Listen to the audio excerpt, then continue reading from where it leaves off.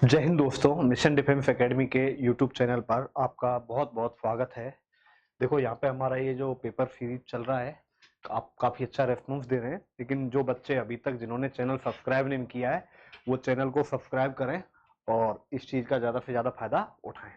देखिए अब हम करेंगे पेपर नंबर अगला। बिना देर किए हुए पेपर शुरू करते हैं। इसमें देखो सबसे पहला क्वेश्चन है, किस क्षेत्र में हरित क्रांति भारत में सफल हुई। देखो हरित क्रांति भारत में आपकी लगभग 1964-65 के बाद आई थी। ठीक है, उसके बाद पहले भारत में खाद्यान्न की बहुत ज्यादा कमी थी। जो हरित क्रांति आई उसके फलस्वरूप पहले जो हम गेहूं है बेटा, गेहूं भारत डिपेंड रहता था दूसरे देशों से मंगवाने के लिए। तो सबसे ज्यादा हरित क्रांति से देखो, हालांकि चावल में भी आई है वृद्धि, गन्ने में भी आई है, सब में आई है, लेकिन जो सबसे ज्यादा आई है वो किसमें आई है? गेहूं में आई है।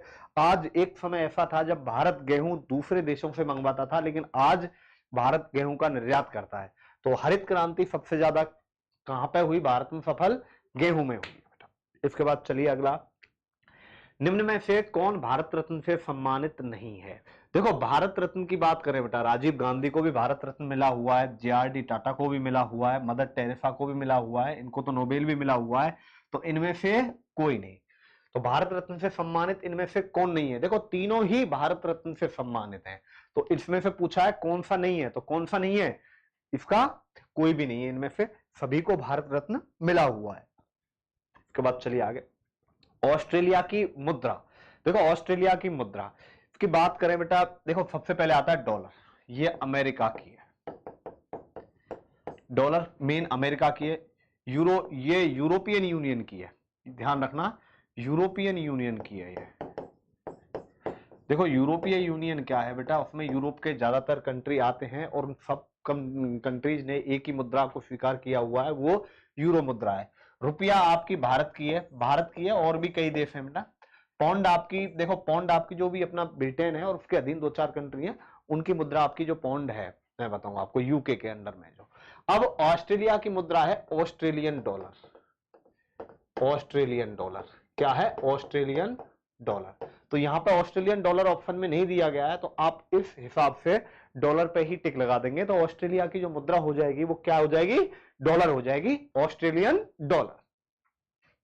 इसके बाद चलिए आगे, लोथल किस काल का ऐतिहासिक स्थल है? देखो लोथल है, जब लोथल की बात आती है, लोथल आपका लोथल में एक बंदरगाह था। देखो लोथल में एक बंदरगाह था, बंदरगाह था, ये गुजरात में मिला था। और ये सिंधु घाटी सभ्यता, सिंधु घाटी सभ्यता के टाइम का माना जाता है। तो लोथल किससे संबंधित है?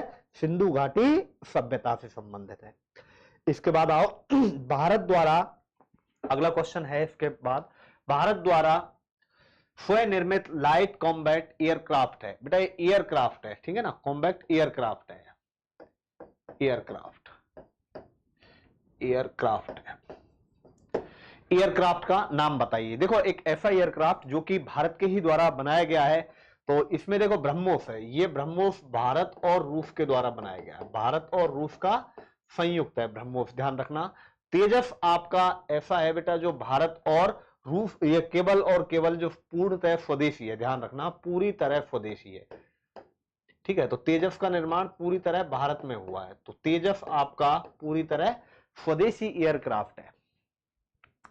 इसके बाद चलिए आगे, सबसे लंबी नदी कौन सी है? देखो ये क्वेश्चन पहले भी आया है। सबसे लंबी नदी है नील नदी, जो कि 6650 किलोमीटर है लगभग, जो आपकी विक्टोरिया झील से निकलती है। और विक्टोरिया झील से निकलकर ये सहारा मरुस्थल के पूर्वी भाग से होते हुए भूमध्य सागर में जाती है बेटा, ध्यान रखना, ये विक्टोरिया झील से निकलती है, झील से। और उसके बाद बेटा अफ्रीका महाद्वीप में सहारा मरुस्थल होते हुए ये आपकी भूमध्य सागर में जा गिरती है। यदि अपवाह की दृष्टि से ज्ञात करें बेटा, अपवाह क्षेत्र की दृष्टि से, अपवाह क्षेत्र की दृष्टि से सबसे बड़ी अमेजोन है। देखो अपवाह क्षेत्र की दृष्टि से सबसे बड़ी अमेजोन है। और वैसे यदि दूरी के हिसाब से बात करें तो दूरी के हिसाब से कौन सी है? नील नदी। तो सबसे लंबी नदी आपकी कौन सी होगी बेटा? नील नदी होगी। अपवाह क्षेत्र की दृष्टि से बात करें तो सबसे बड़ी जो नदी है वो कौन सी है? अमेजोन नदी है। निम्न में से भारत किसका सदस्य नहीं है? देखो भारत आसियान का भी सदस्य है, सार्क का भी सदस्य है, ध्यान रखना नेम एक संगठन है, इसका भारत सदस्य नहीं है। तो भारत आसियान और सार्क दोनों का ही सदस्य है। इसके बाद चलिए आगे चलते हैं, क्वेश्चन नंबर 8। दक्षिण गंगोत्री का संबंध किससे है? देखो दक्षिण गंगोत्री क्या है बेटा? दक्षिण गंगोत्री एक, ये जो दक्षिण गंगोत्री है ये अंटार्कटिका महाद्वीप पे, अंटार्कटिका महाद्वीप पे ये एक खोज के लिए बनाया था बेटा, रिसर्च के लिए बनाया था। ध्यान रखना किसके लिए बनाया था? रिसर्च के लिए बनाया था और इंदिरा गांधी ने बनाया था, इंदिरा गांधी के समय पर बनाया गया था। ध्यान रखना दक्षिण गंगोत्री एक जो भारत है, भारत का रिसर्च सेंटर है और वो रिसर्च सेंटर कहां पे है? अंटार्कटिका में। ध्यान रखना वर्तमान में ये अस्तित्व में नहीं है, क्योंकि वर्तमान में शायद बेटा 600 मीटर लंबी, जो 600 मीटर ऊंची वहां पे बर्फ की परत जम चुकी है, किसी टाइम पे हुआ करता था, लेकिन वर्तमान में ये अस्तित्व में नहीं है। तो दक्षिण गंगोत्री ध्यान रखना कहां है? अंटार्कटिका महाद्वीप में। ऐसा मत कर देना कि रामेश्वरम या कन्याकुमारी कर दो। इसके बाद चलिए आगे चलते हैं। यूएनओ की स्थापना कब हुई? देखो इसमें दोनों ऑप्शन एक जैसे दिए। यूएनओ की स्थापना बी और सी दोनों ही सही है बेटा। 24 अक्टूबर 1945 को संयुक्त राष्ट्र संघ की स्थापना कब हुई? यूनाइटेड नेशन ऑर्गेनाइजेशन की स्थापना कब हुई आपकी? 24 अक्टूबर 1945 को हुई। और ध्यान रखना बेटा प्रतिवर्ष 24 अक्टूबर को संयुक्त राष्ट्र दिवस मनाया जाता है। यह क्वेश्चन भी आता है कई बार कि संयुक्त राष्ट्र दिवस कब मनाया जाता है, तो वो कब मनाया जाता है बेटा? 24 अक्टूबर को संयुक्त राष्ट्र दिवस मनाया जाता है। इसके बाद चलिए आगे। शून्यकाल की अवधि कब होती है? देखो संसद में बेटा एक 0 आवर्स होता है, शून्यकाल होता है। शून्यकाल की अवधि कितनी भी हो सकती है, लेकिन किसी भी कंडीशन में 1 घंटे से ज्यादा नहीं होती। ध्यान रखना जो शून्यकाल है वो 1 घंटे का होता है मैक्सिमम, और ये ज्यादातर 12 से 1 बजे के बीच में होता है। 12 से 1 बजे के बीच का जो टाइम होता है वो कौन सा काल माना जाता है? आपका 0 आवर्स माना जाता है। ध्यान रखना। तो इसका जो राइट आंसर है वो कितना होगा? 1 घंटे होगा, 1 घंटे से ज्यादा नहीं होता है। वर्ष 2016 में ओलंपिक में सर्वाधिक पदक, देखो 2016 में भी, अभी जो 2020 के हुए थे, 2020 के हुए थे बेटा 21 में, तो जो ओलंपिक हुए थे टोक्यो में, इनका भी पूछा जाएगा। ध्यान रखना ये तो 2016 वाला है, हम बात कर रहे हैं बेटा 2016 और 2020 दोनों में ही संयुक्त राज्य अमेरिका ने सबसे ज्यादा पदक जीते हैं। ध्यान रखना सर्वाधिक पदक दोनों में ही किसने जीते हैं? संयुक्त राज्य अमेरिका ने 2016 में भी और 2020 में भी जीते हैं बेटा। इसके बाद चलिए आगे। रंग भेद का अर्थ बताइए। देखो रंग भेद क्या होता है बेटा? रंग भेद अभी आपने जैसे अमेरिका में भी देखा था, साउथ अफ्रीका में भी है, जो गोरे और काले के भेद देखो रंग से पता चल रहा है बेटा। ठीक है, तो रंग का पता चल रहा है बेटा। रंग भेद मतलब है रंग के आधार पर भेद करना। गोरे और काले में आपस में जो रंग के ऊपर भेद होता है उसको हम रंगभेद कहते हैं। तो रंगभेद जातीय भेदभाव नहीं है, धार्मिक भेदभाव भी नहीं है, भाषा ही नहीं है, ये अलगाव या पृथकता। बात एक ही बेटा, अलगाव या पृथकता। ध्यान रखना अलगाव या पृथकता है वो क्या है बेटा? रंग भेद है। अलगाव मतलब किसी भी तरीके से अलग होना, तो वो किस तरीके से अलग है? रंग आपस में अलग होता है, कोई गोरा है कोई काला है। ठीक है, तो ये अमेरिका में भी देखो खूब चल रहा है ये रंग भेद। मैकबेथ नाटक के लेखक कौन है? देखो मैकबेथ नाटक के लेखक ये राज हत्या और उसके बाद की घटनाओं के ऊपर बना है। राज हत्या और उसके बाद की घटना है, उसके बाद की घटनाओं के ऊपर बनाया गया है। मैकबेथ नाटक है, और मैकबेथ नाटक किसने लिखा है बेटा? शेक्सपियर ने लिखा है। ध्यान रखना किसने लिखा है? शेक्सपियर ने लिखा है, जो बहुत बड़े नाटकों के लेखक हैं। अमरकंटक में कौन सी नदी निकलती है? देखो अमरकंटक, ये आपका जो अमरकंटक है मध्य प्रदेश में, अमरकंटक से ध्यान रखना सोन और आपकी नर्मदा नदी निकलती हैं, दोनों ही निकलती हैं बेटा। सोन और नर्मदा नदी निकलती है अमरकंटक में। ठीक है, गोदावरी महाराष्ट्र में निकलती है। ठीक है, बाकी अमरकंटक में बेटा चंबल नदी भी नहीं है। चंबल नदी का मेन अपना जो बहाव क्षेत्र है वो राजस्थान में ज्यादातर। इसके बाद आओ अगला। सबसे बड़ी मानव निर्मित झील कौन सी है? देखो वूलर, चिल्का, उदय सागर, गोविंद सागर। ध्यान रखना सबसे बड़ी मानव निर्मित झील गोविंद सागर है, जो भाखड़ा नागल बांध पे है, ध्यान रखना, भाखड़ा नागल बांध पे ध्यान रखना। तो सबसे बड़ी जो मानव निर्मित झील है वो कौन सी झील है? गोविंद सागर झील है, ध्यान रखना, ये बहुत बड़ी है। और इसका जो गोविंद सागर नाम है वो सिखों के 10वें गुरु गोविंद के नाम पर रखा गया है। किसके नाम पर रखा गया? 10वें गुरु गोविंद के नाम पर रखा गया। इसके बाद देखो यहां पे आपका बेटा ये जीके का पोर्शन कंप्लीट हो जाता है। और अभी आपके लिए एक अच्छी खबर बता रहा हूं बेटा, जीके और जीएस की भी अब हम क्या कर रहे हैं, सेपरेटेड क्लास ला रहे हैं क्वेश्चन बैंक के लिए। तो उसमें जीके के आपके अलग गुरुजी आएंगे, रमाकांत सर पढ़ाएंगे, जो कि पिछले 25 सालों से पढ़ा रहे हैं। तो आपको हो सकता है अगली 1-2 वीडियो में उनकी क्लास मिले। निम्न में से कौन सी विषम है? देखो इनमें से अलग कौन सा है? हीरा, ग्रेफाइट और फुलरीन। देखो हीरा, ग्रेफाइट, फुलरीन, ये बेटा आपके कार्बन के अपर रूप है। किसके अपर रूप है? कार्बन के अपर रूप है। तो इस तरह इनमें जो सबसे अलग हो गया वो फिर क्या हो गया? एल्यूमिनियम सबसे अलग है, ध्यान रखना। इनमें जो विषम है वो कौन सा है? एल्यूमिनियम है। अब इसके बाद आओ अगला क्वेश्चन। पेशाब में शक्कर या ग्लूकोज, पेशाब में शक्कर ग्लूकोज का पता लगाने के लिए किस प्रतिक्रिया, बेटा प्रतिकर्मी नहीं है, प्रतिक्रिया है, इसको ठीक कर लेना, किस प्रतिक्रिया का उपयोग किया जाता है? तो देखो इसमें जो प्रक्रिया है उसका नाम है बेटा टॉलेंस, बेयर्स, ब्रेडिस, फेलिंगस। तो ब्रेडिस है, ध्यान रखना बेटा। जो पेशाब में शक्कर ग्लूकोज के पता लगाने की प्रतिक्रिया है उसे क्या कहा जाता है? ब्रेडिस कहा जाता है। क्या कहा जाता है? ब्रेडिस कहा जाता है। इसके बाद चलिए आगे अगला क्वेश्चन। यदि किसी घोल में H+ को 10 गुना, देखो हमेशा ध्यान रखना ऐसा क्वेश्चन आता है, यदि किसी घोल में H+ को 10 गुना बढ़ाया जाए तो उसका pH 1 कम हो जाता है। कितना कम हो जाता है? 1 कम हो जाता है, ध्यान रखना, 1 से कम हो जाएगा। यदि किसी घोल के H+ को, आयन को 10 गुना बढ़ाया जाए तो उसका pH 1 कम हो जाएगा। इसके बाद चलिए आगे चलते हैं। खून के परिचलन की खोज किसने की? देखो खून के परिचलन की खोज विलियम हार्वे ने की। विलियम हार्वे ने की। किसने की? हार्वे ने की। अब इसके बाद देखो आता है यहां पे ऑप्शन दे रखा है डार्विन का। डार्विन ने क्या किया था? प्राकृतिक वर्ण का नियम दिया था। कौन सा? प्राकृतिक वर्ण का नियम दिया था। और इसके बाद बात करें बेटा लैमार्क की, तो आपके लैमार्क ने क्या किया था? विकासवाद का सिद्धांत दिया था। तो ये भी आ जाते हैं बेटा, विकासवाद का सिद्धांत। तो विकासवाद का सिद्धांत किसने दिया? लैमार्क ने दिया।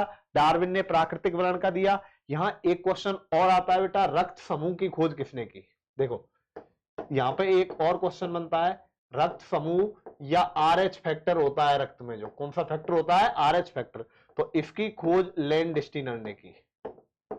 लैंडस्टीनर ने की। किसने की? लैंडस्टीनर ने। तो ये क्वेश्चन भी आता है कई बार कि रक्त समूह की खोज किसने की? तो रक्त समूह की खोज किसने की? लैंडस्टीनर ने की थी, ध्यान रखना। लैंडस्टीनर ने जो आपके रक्त समूह होते हैं ना, A B O AB जितने भी हैं, उसकी खोज किसने की? लैंडस्टीनर ने की। और RH फैक्टर का भी पता इसी ने लगाया था रक्त में। तो खून के परिचलन की बात करें तो इसका किसने? डार्विन, वो सॉरी विलियम हार्वे ने किया। ठीक है, डार्विन ने प्राकृतिक वर्ण का सिद्धांत दिया, लैमार्क ने विकासवाद का सिद्धांत दिया था। इसके बाद चलिए आगे।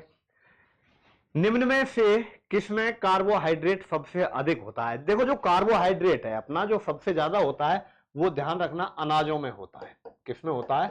अनाजों में होता है। गेहूं है, गेहूं, चावल, मक्का, जौ, जितने भी हैं अनाज उन सब में होता है। लेकिन सबसे अधिक की बात करें तो सबसे अधिक आपका जो कार्बोहाइड्रेट होता है वो किसमें होता है बेटा?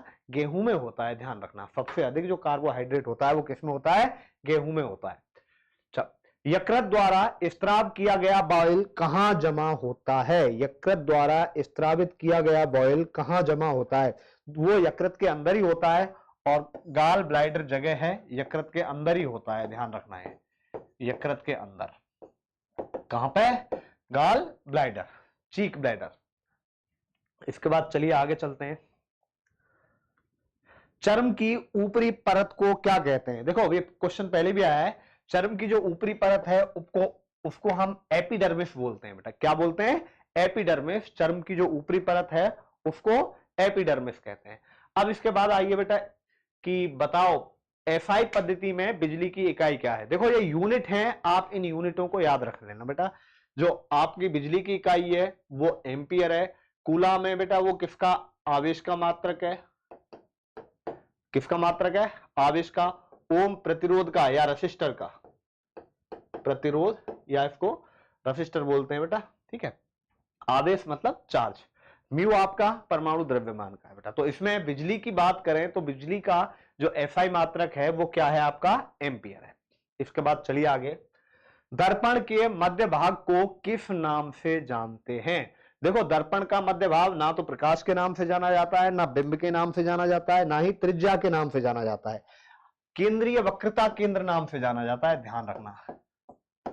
केंद्रीय वक्रता केंद्र के नाम से जाना जाता है, जो कि इनमें से एक भी नहीं है। ध्यान रखना, जो दर्पण का मध्य भाग है वो केंद्रीय वक्रता केंद्र के नाम से जाना जाता है।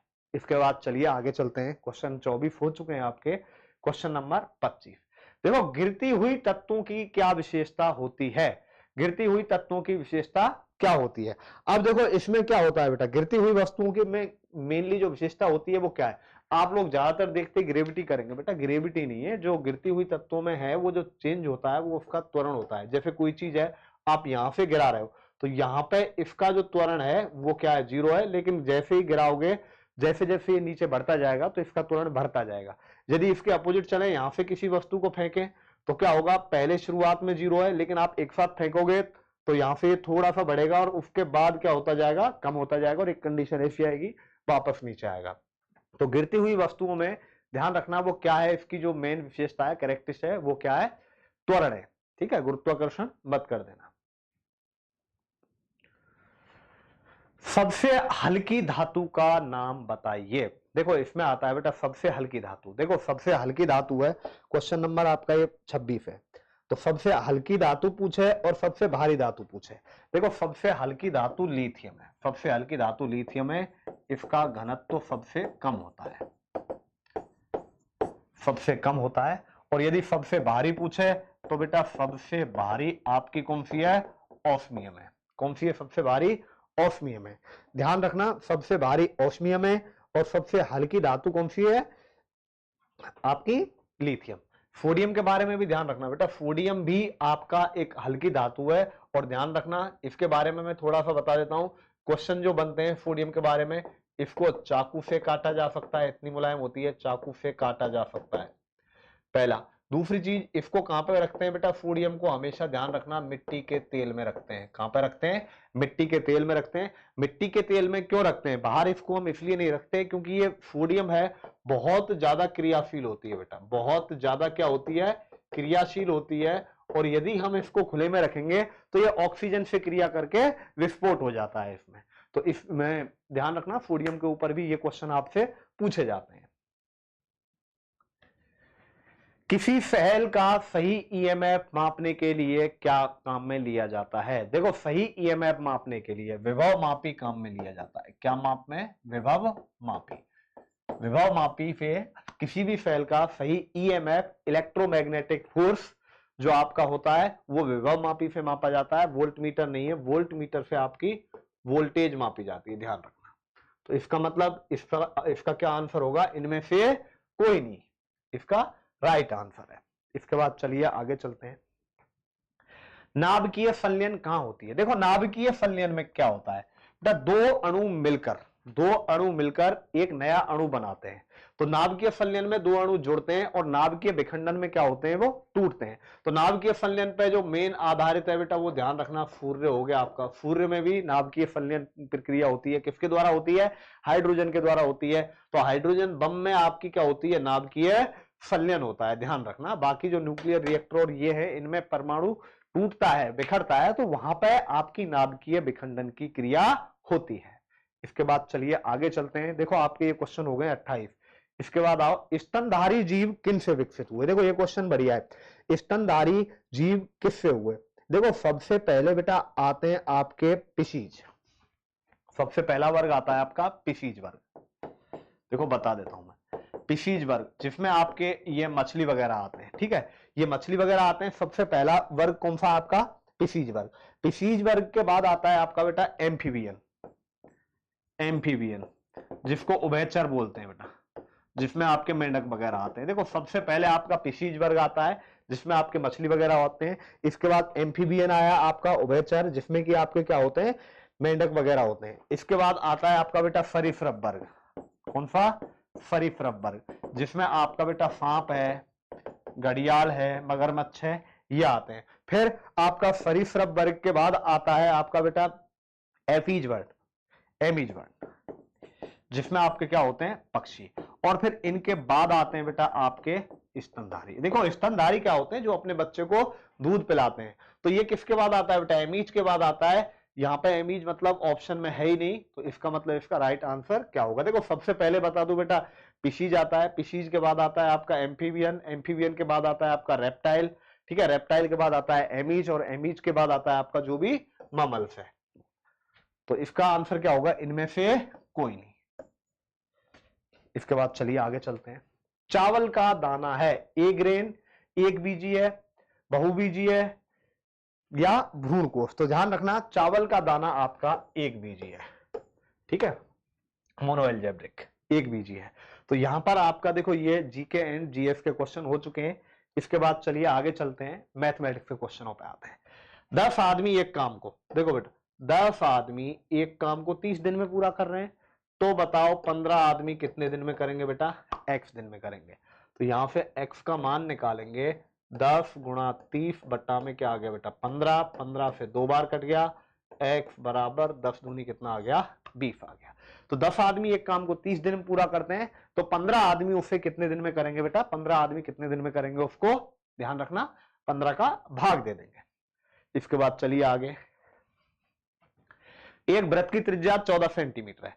देखो एक वृत्त की रेडियस r बराबर कितना है बेटा, 14 सेंटीमीटर, त्रिज्या 14 सेंटीमीटर है, उसका क्षेत्रफल ज्ञात करना है। तो वृत्त का क्षेत्रफल पाई आर स्क्वायर 22/7 गुणा 14 गुणा 14, 7 से 2 बार कट गया, 22 दूनी 44 गुणा 14, 14 चौका 56, 14 चौका 56 और 5 61, 616 सेंटीमीटर है, तो सेंटीमीटर स्क्वायर। तो इसका जो राइट आंसर होगा वो क्या होगा, 616 सेंटीमीटर स्क्वायर। मैथ्स में ध्यान रखना बेटा, मेंसुरेशन से आजकल बहुत ज्यादा क्वेश्चन आ रहे हैं। मैंने देखा है बेटा पिछले जो 2-3 साल में पेपर हुए, एक पेपर में आपके 5-5, 6-6 क्वेश्चन आपके मेंसुरेशन से आए। तो हमें मेंसुरेशन को बहुत अच्छे तरीके से कर लेना है। मैं कोशिश करूंगा कि मेंसुरेशन पूरे एक चैप्टर पर आपके लिए एक अलग वीडियो बनाया जाए। इसके बाद चलिए आगे, क्वेश्चन नंबर 33, कितने समय में 600 रुपए 5% वार्षिक ब्याज की दर से 800 रुपए हो जाएंगे। देखो बेटा एक बार आप ये देखो, मूलधन कितना है आपके पास, 600। आप एक बात बताओ बेटा, देखो चलो आप इसको ऐसे भी कर सकते हैं, ब्याज बराबर क्या होता है, मूलधन गुणा दर गुणा समय बटा 100, या जिसको हम पीआरटी बटा 100 भी बोल देते हैं।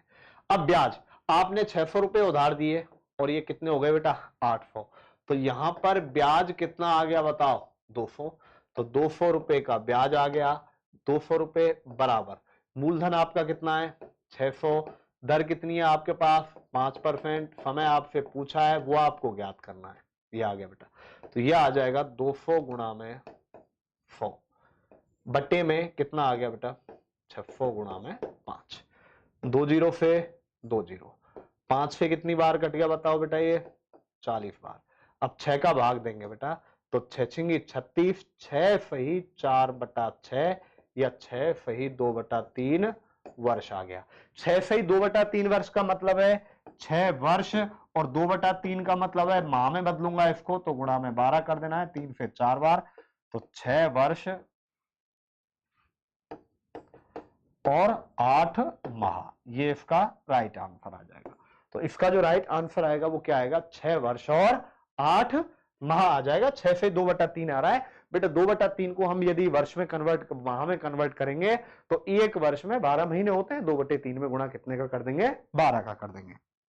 इसके बाद चलिए आगे चलते हैं, एक वस्तु का क्रय मूल्य 3000 रुपए है एवं उसको बेचने पर 17% लाभ होता है, तो विक्रय मूल्य। देखो बेटा डायरेक्ट वैल्यू सिस्टम लगाओ, यहाँ पे आपने वस्तु खरीदी कितने में 3000 में, लेकिन हम कितना मानते हैं क्रय मूल्य बट्टा में 100। देखो डायरेक्ट करना है बेटा ये क्वेश्चन, डायरेक्ट वैल्यू सिस्टम लगाओ, 17% का लाभ है तो वस्तु कितने में बेची, 117 में बेची, तो गुणा कर दो आप 117 का। तो ये गुणा करके देख लो बेटा क्या आ रहा है, 3 7 21, 3 एकम 3 और 2 5, 3 एकम 3, तो 3510 रुपए। तो इसका जो राइट आंसर आ जाएगा वो क्या आ जाएगा बेटा, 3510 रुपए आ जाएगा। इसके बाद चलिए आगे। एक व्यक्ति 12 किलोमीटर प्रति घंटे की चाल से एक पुल को 5 मिनट में पार करता है, तो पुल की लंबाई ज्ञात करो। देखो दूरी या लंबाई बात है, दूरी बराबर होता है चाल गुणा में समय। ध्यान रखना यहां 5 मिनट का समय दिया गया है बेटा, तो मिनट का समय दिया गया है तो हमें एक जैसा रखना है बेटा। 5 मिनट को घंटे में बदलूंगा तो बेटा घंटे में बदलूंगा तो क्या हो जाएगा, 5 मिनट बटा 60, तो कितना आ गया बेटा, 1 बटा में 12 आ जाएगा। ध्यान रखना यदि इसको घंटे में बदलूंगा, मिनट को घंटे में बदलने के लिए एक घंटे में कितनी मिनट होती है, 60 मिनट होती है, तो 5 मिनट को बदलूंगा तो 5 बटा 60 हो जाएगा। तो दूरी बराबर आ गया आपका बेटा चाल गुणा समय। चाल आपकी 12 है और समय आपका कितना है बेटा बताओ, समय आपका कितना है 5 मिनट, 5 बटा में 12 कर दूंगा, सॉरी 5 वहां आ गया 1 बटा में 12 या 5 बटा 60, तो दूरी कितनी आ गई बेटा 1 किलोमीटर। तो जो इसका राइट आंसर आएगा वो क्या आ जाएगा आपके पास, 1 किलोमीटर। चलिए आगे। एक आयताकार प्लॉट का क्षेत्रफल 720 वर्ग गज है, इसकी लंबाई 80 गज है, तो चौड़ाई। तो देखो बेटा आयत का क्षेत्रफल क्या होता है, पहले तो आओ आयत का क्षेत्रफल ये होता है आपका लंबाई गुणा में चौड़ाई। आपके पास देखो बेटा क्षेत्रफल कितना है 720, लंबाई कितनी है 80, चौड़ाई आपको ज्ञात करनी है, तो बेटा एक बार चौड़ाई ज्ञात करो, 720 बटा 80, डायरेक्ट आ जाएगा चौड़ाई, तो 8 से कितनी बार कट जाएगा, 9 बार कट जाएगा, तो कितना आ जाएगा 9 यार्डस्टिक या 9 गज आ जाएगा, ध्यान रखना। इसके बाद चलिए आगे चलते हैं। cos 45 का मान कितना होता है, देखो ध्यान रखना बेटा cos 45 का मान होता है आपका 1/√2, 1/√2 डायरेक्ट है, cos 45 का मान 1/√2 होता है। बात चलिए आगे।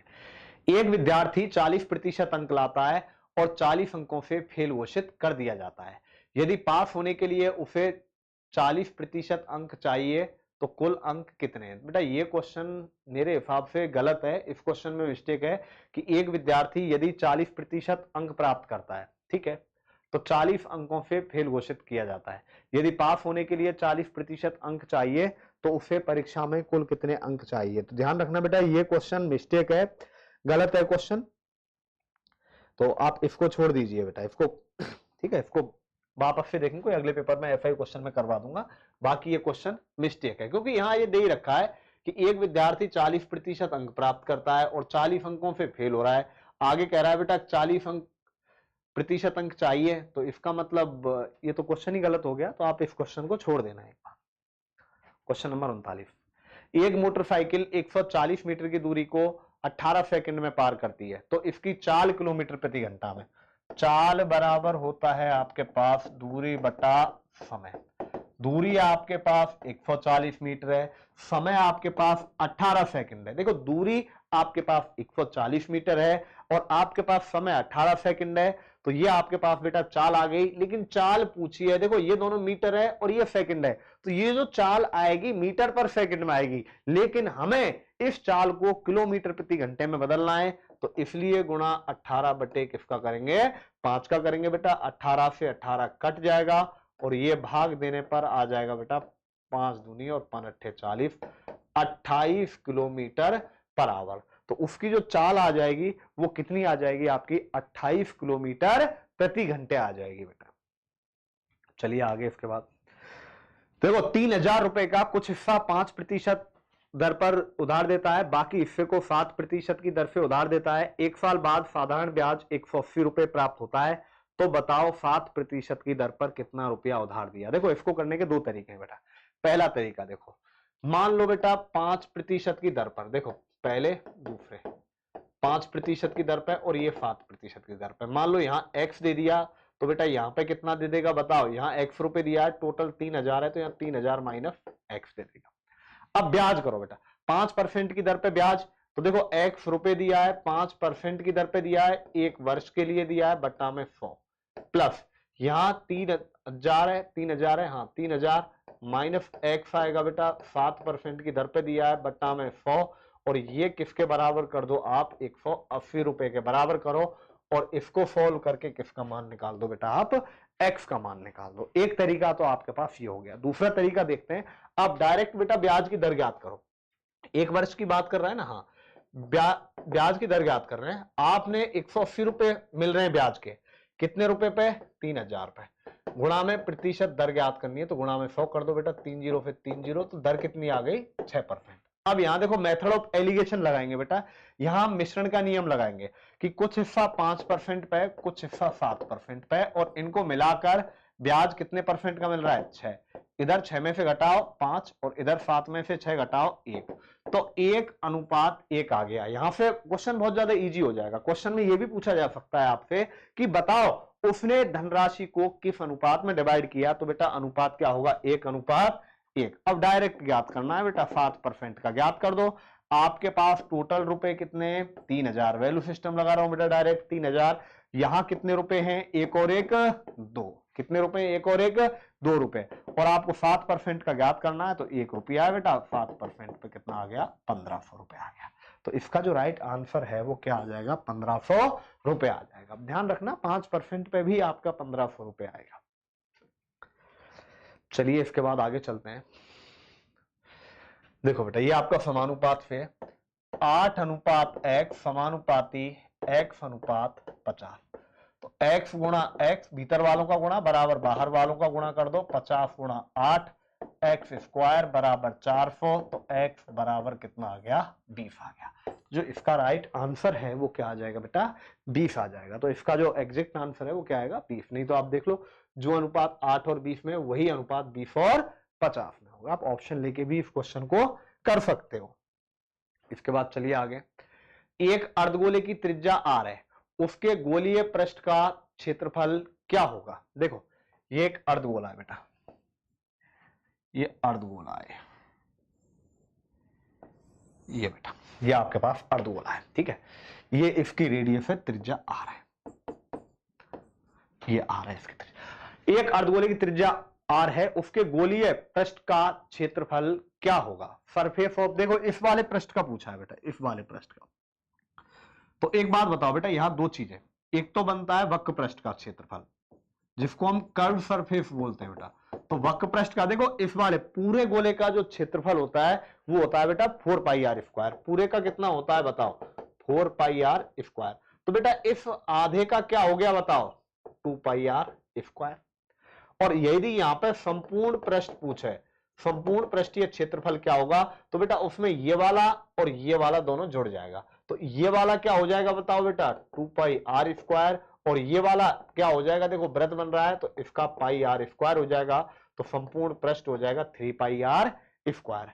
आपसे यहां पर आयतन पूछता है इसका, तो आयतन होता बेटा 2/3πr³, पूरे का 4/3πr³ है और आधे का कितना होगा 2/3πr³। तो संपूर्ण पृष्ठ 3πr², वक्र पृष्ठ 2πr²। तो यहां पे बेटा आपसे ये पूछा है, वक्र पृष्ठ का पूछा है, तो इसका जो गोलीय पृष्ठ है वक्र पृष्ठ है, इसका जो क्षेत्रफल होगा वो क्या होगा 2πr² होगा। ध्यान रखना अर्धगोले का, सेमी स्फीयर की बात कर रहे हैं यहां पे, ध्यान, ठीक है। इसके बाद चलिए आगे, वह बिंदु जिस पर त्रिभुज की तीनों माध्यिकाएं मिलती हैं वो क्या कहलाता है। देखो ये क्वेश्चन बहुत ज्यादा आता है बेटा, कई बार, एक बार बता दूंगा कौन कौन से क्वेश्चन है। ध्यान रखना, लंब केंद्र क्या होता है, लंबों का प्रतिच्छेदन बिंदु, लंबों का प्रतिच्छेदन बिंदु होता है लंब केंद्र। परिकेंद्र होता है बेटा भुजा लंब समद्विभाजकों का, भुजा लंब समद्विभाजकों का प्रतिच्छेदन बिंदु होता है परिकेंद्र। माध्यिकाओं का प्रतिच्छेदन बिंदु होता है केंद्रक। किसका बेटा, माध्यिकाओं का प्रतिच्छेदक बिंदु क्या होता है केंद्रक। और ध्यान रखना कई बार क्वेश्चन आता है, केंद्रक माध्यिका को 2:1 में बांटता है। माध्यिका को किस अनुपात में बांटता है 2:1 में। ध्यान रखना ये क्वेश्चन आया हुआ है एग्जाम में कई बार, केंद्रक माध्यिका को किस अनुपात में बांटता है? 2:1। तो एक और होता है बेटा लंब केंद्र, परिकेंद्र हो गया, केंद्रक हो गया, एक अंतः केंद्र और होता है, ध्यान रखना यहां से भी क्वेश्चन आता है, ये ध्यान रखना, कोण समद्वि भाजकों का प्रतिच्छेदन बिंदु है। कोण समद्वि भाजकों का प्रतिच्छेदन बिंदु आपका क्या होता है? अंतः केंद्र। अंतः केंद्र ध्यान रखना बेटा, न्यून कोण त्रिभुज में सारे के सारे अंदर होते हैं। सारे के सारे कहां होते हैं बेटा? अंदर होते हैं। न्यून कोण त्रिभुज में सारे के सारे क्या होते हैं? अंदर होते हैं। और बात करें बेटा आपका केंद्रक है, ये भी सभी प्रकार के त्रिभुजों में त्रिभुज के अंदर होता है। अब त्रिभुज की तीनों माध्यिकाएं मिलती हैं, वो क्या कहलाता है? केंद्रक कहलाता है। तो इसका राइट आंसर क्या होगा? केंद्रक होगा। इसके बाद चलिए आगे चलते हैं बेटा,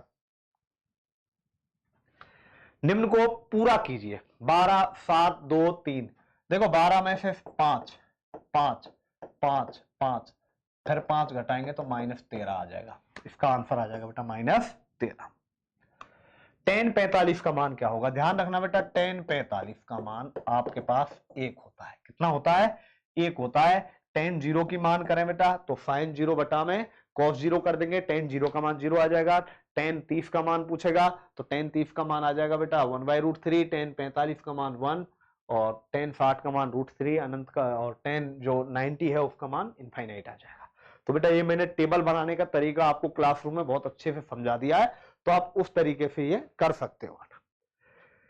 अब आओ बेटा, एक व्यक्ति 10 मीटर सीधा चलकर, देखो दिशा नहीं दे रखी है, आप कैसे भी मान लो, चलो ऐसे मान लेते हैं, एक व्यक्ति सीधा चलता है, 10 मीटर चला, 10 मीटर चलकर 10 मीटर दाईं ओर, अब 10 मीटर दाईं ओर घूम गया बेटा, उसके बाद फिर दाएं मुड़कर 10 मीटर चलता है। अब वह अपने प्रारंभिक बिंदु से कितनी दूरी पर है? तो कितनी दूरी पर है बेटा बताओ? 10 मीटर की दूरी पर है। कितने मीटर की दूरी पर है? 10 मीटर की दूरी पर है। ध्यान रखना यहां दिशा नहीं दी है तो आप कहीं भी मान लो, उससे कोई फर्क नहीं पड़ेगा। Your answer will be same in any condition. भिन्न शब्द ज्ञात कीजिए। लंबा, मोटा, छोटा, आकार। देखो ये सब आकार ही है, किसी का आकार लंबा होता है, किसी का आकार मोटा होता है, किसी का आकार छोटा होता है। तो इसमें भिन्न क्या हो गया बेटा? साइज हो गया। साइज मतलब आकार हो गया। इसके बाद चलिए आगे चलते हैं। नभ गगन, देखो नभ और गगन, ध्यान रखना, नभ और गगन ये आपके बेटा एक ही चीज है। आकाश के, आसमान के, ये क्या है बेटा? पर्यायवाची शब्द है, फिनोनिम्स हैं। तो अब इनमें देख लो बेटा, पानी और जल भी एक दूसरे के क्या है? फिनोनिम्स हैं। तो इसका जो राइट आंसर आ जाएगा पानी और जल। नभ और गगन एक ही चीज है, ठीक है। जल, पानी, जल, नीर, अम्बु, तोय, पानी, ये इसके अलग हैं। नभ, गगन, अंबर, आकाश, आसमान, ये सब एक है। अब आ जाओ बेटा, 20 और 2 22, और यहां 2 बढ़ गया, यहां 5 बढ़ गया, यहां 10 बढ़ गया, यहां देखो बेटा कितना बढ़ गया, ये 37, मेरे हिसाब से 17 बढ़ गया। तो आगे कितना बढ़ेगा? देखो 3, यहाँ 5, यहाँ 7, तो यहाँ कितना बढ़ जाएगा? 9। तो 17 और 9 कितना है? 26। आप 54 में बेटा 26 जोड़ दो, कितना आ जाएगा? 54 में 26 जोड़ेंगे तो 80। तो इसका जो राइट आंसर है वो क्या आ जाएगा बेटा? 80 आ जाएगा। इसके बाद चलिए आगे चलते हैं। ये आपका लास्ट क्वेश्चन है। AEBECIDK। मुझे लगता है बेटा इस क्वेश्चन में थोड़ी सी शायद मिस्टेक है। AEBG है, यहाँ पे ई नहीं है, ये क्या है? BG है, ठीक है, ई नहीं है यहाँ पे, BG। तो देखो ABCD, आगे ई आ जाएगा। आगे देखो E F रह गया, G H रह गया, I J रह गया, K L रह जाएगा, M आ जाएगा। तो आगे क्या आ जाएगा? E और M। तो यहां पर बेटा देखो ये आपका पेपर समाप्त हो जाता है। सभी बच्चे जो भी पेपर को कर रहे हैं, एक बार बेटा कमेंट बॉक्स में सब अपना अपना स्कोर जरूर बताओ। और मैं अभी बता दूं, आर्मी की भर्ती के बारे में एक बहुत बढ़िया वीडियो लाने वाला हूं, एक बार उसके बारे में थोड़ा सा कुछ ऑथेंटिक खबरें निकल के आए, ठीक है। कुछ खबरें आ रही हैं लेकिन अभी उनकी ऑथेंटिक है वो कोई जरूरी नहीं है ऑथेंटिकता उनकी सही हो।